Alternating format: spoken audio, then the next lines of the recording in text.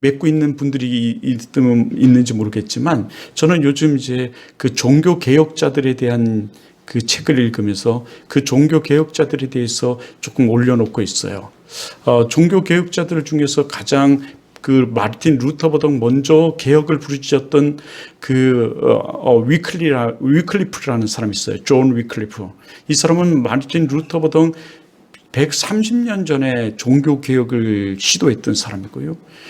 그리고 그보다 1세기 전에 13세기, 14세기의 종교 개혁을 또 그의 추종자였던, 그의 제자였던 안 후스라는 사람이 종교 개혁을 일으키는데요. 이 두 사람의 공통점은 다 처형을 당해요. 하형을 당하는데요. 하형을 당한 후에도 로마 카톨릭으로부터 이 무덤까지 파헤쳐지고 그 무덤까지 파헤쳐서 발굴한 안 후스라든가 존 위클리프의 그 뼈까지도 갈아서 그 존재 자체를 엎치려고 했어요. 그냥 뿌려버려요. 그러면서도 불구하고 그는 복음을 증거했던 사람들이죠. 죽음에 두려워하지 않고. 근데 그 사람들이 죽은 뒤에도 그 사람들이 그 말은 계속적으로 증거됐고 그 마지막 훌순을 해요. 내가 죽은 뒤에 더 막강한, 너희들이 끊을 수 없는 막강한 이 개혁자가 백조가 나타날 것이다 그랬거든요. 그 백조가 여러분 나타났는데 그 백조가 누구냐면 그 마르틴 루터예요. 후서의 말처럼. 그리고 그 마르틴 루터에 의해서 종교 개혁이 일어나고 그 개혁에 의해서 지금 우리가 이 프로테스탄트 개혁주의의 이 모습을 갖죠.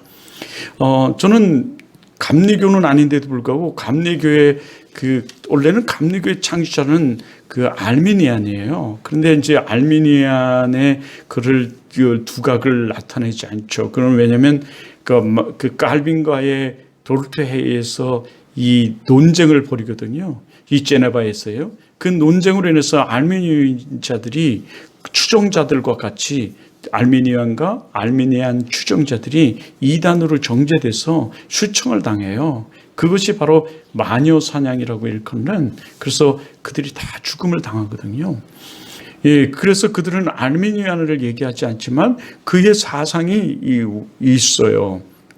그리고 그뿐만 아니라 그 많은 사람들이 그것을 지우려고 그랬죠. 그러나 이제 그 칼빈의 영향을 받은 그 웨슬레가 있는데요. 그 웨슬레가 지금 많은 사람들이 감리교회의 그 어떤 창시자로 이렇게 얘기를 해요. 근데 저는 그 웨슬레의 외침을 참 좋아해요. 웨슬레가 이런 얘기를 했거든요. 저는 그 웨슬레가 한 말 중에, 그리고 그의 삶 중에 정말 본받아야 될 게 참 많은데 그 중에 그는 참 비전적인 얘기를 해요. 온 세계는 나의 교구다 라는 얘기를 하거든요. 그래서 온 세계는 나의 교구를 삼아 전 세계를 향해서 복음을 증거를 하는데, 사실은 그가 그렇게 외치지만 그는 영국에서 미국으로 갔다 다시 원국으로 왔던 청교도주였어요. 근데 미국에 와서 영향을 받고 청교도주로 그 영국에 가서 그가 그렇게 외치지만 그는 전 세계를 다녀보질 못했어요. 미국에 갔다 온 것뿐이 없어요. 근데 그의 그 사상, 신학, 그리고 신앙은 지금 전 세계로 퍼져졌어요. 이 감리교의 그 사상이요. 그는 영국을 그 신사의 나라로 바꾼 사람이죠. 정말 영국이라는 나라는 야만족과 같았어요. 외국을 침공해가지고 그 노획물로 먹고 살고 기후 조건이 안 좋아서 늘 힘든 나라예요. 그래서 그들이 우산을 늘 가지고 다녔는데 신사들이 냉중에는 그 우산을 가지고 다니는 그 모습을 갖죠. 그 나라를 바꾼 사람이에요. 그 바꿀 때 저번에 얘기한 것처럼 이런 얘기를 하죠. 우리 속회에 들어오지 않는 사람은 우리 그 사람을 내보내자. 우리 클래스에서 보내버리자. 그러니까 우리 교회도 마찬가지예요. 교회를 사랑하고요. 이 교회를 위해서 가정도 마찬가지죠. 그 자기 집, 가정을 사랑하지 않는 사람, 그건 바람난 사람이죠. 남편, 아내, 부모를 사랑하지 않고 친구나 다른 것을 더 한다면 그건 문제가 있는 거죠. 그와 같이 이 교회도 마찬가지예요. 교회를 사랑하는 거죠. 그 속회라고 그는 얘기를 해요. 그래서 우리는 장로교는 구역 또는 요즘은 쉘 또는 목장이라고 요즘 많이 하거든요. 그런데 감리교는 그것을 속회라고 해. 지금도 아마 그럴 거예요. 그러면서 이 속회에 포함돼 들어오지 않는 사람들, 속회 구역 예배죠. 참여하지 않는 사람들은 우리가 그 사람들을 좀 아웃사이드로 밖으로 좀 이렇게 취급하자는 거예요. 내놓자. 이렇게 얘기했죠. 여러분도 마찬가지예요. 여러분이 예수를 믿잖아요.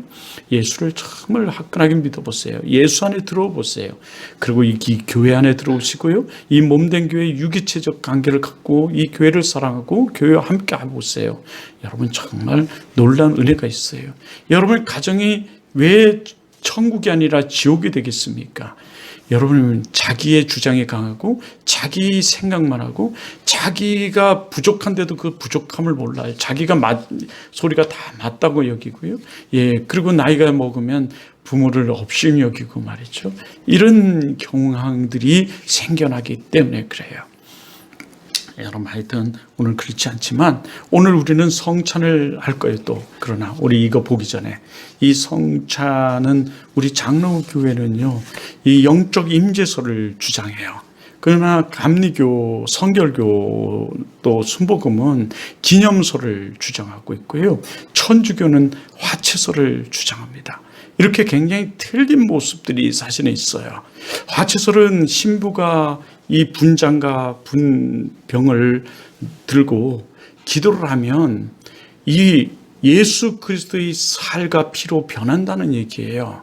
그래서 화채설이라고 그래요. 간단하게 얘기하면. 그러나 변하지는 않죠. 만약 변한다면 그들은 예수 그리스도의 살을 뜯는 거잖아요. 그런데 살을 내 기념설도 마찬가지인데 쭈빙결리파들이 기념설을 얘기했어요. 물론 예수님께서는 이렇게 했죠. 내가 올 때까지 이것을 기념하라 라고 하셨기 때문에 그들은 기념설을 주장해요. 그러나 영적 임재설은요, 이곳에 임재하시는, 영적으로 임재, 성령이 임재하셔서 우리가 하나님과 우리가 하나가 되고 연합이라 그래요. 우리가 성도가 서로가 하나가 되는, 연합되는 이 관계성을 가져요.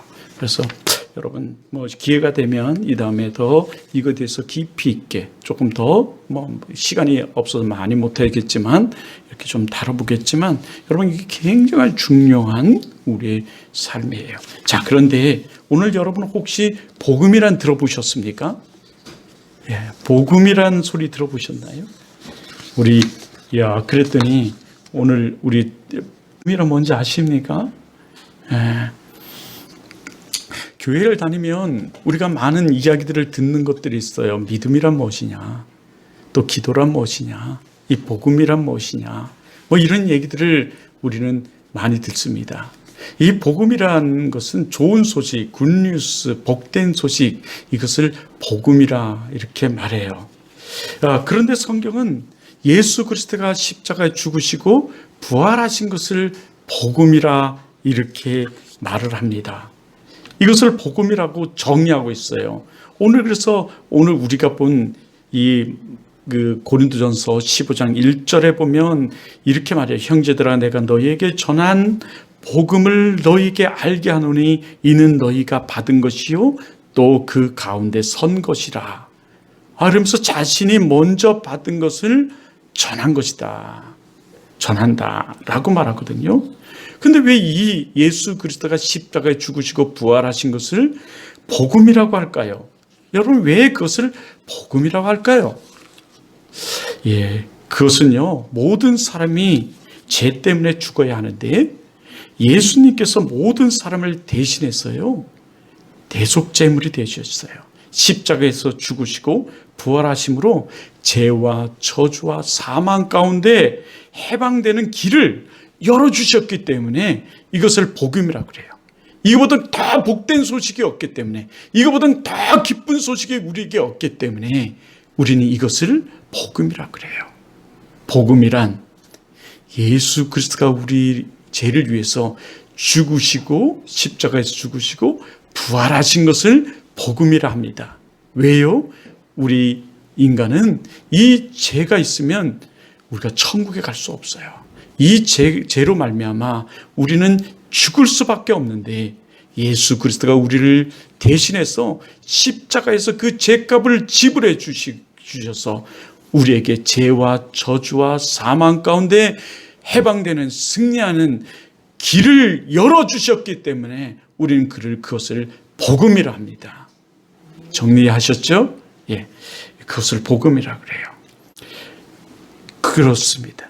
죄 때문에 죽어야 하는 인간들에게 제삼을 받고 영원히 살 수 있는 길이 열렸다는 것, 이것보다 더 기쁜 소식이 사실은 없어요. 사실은요. 오늘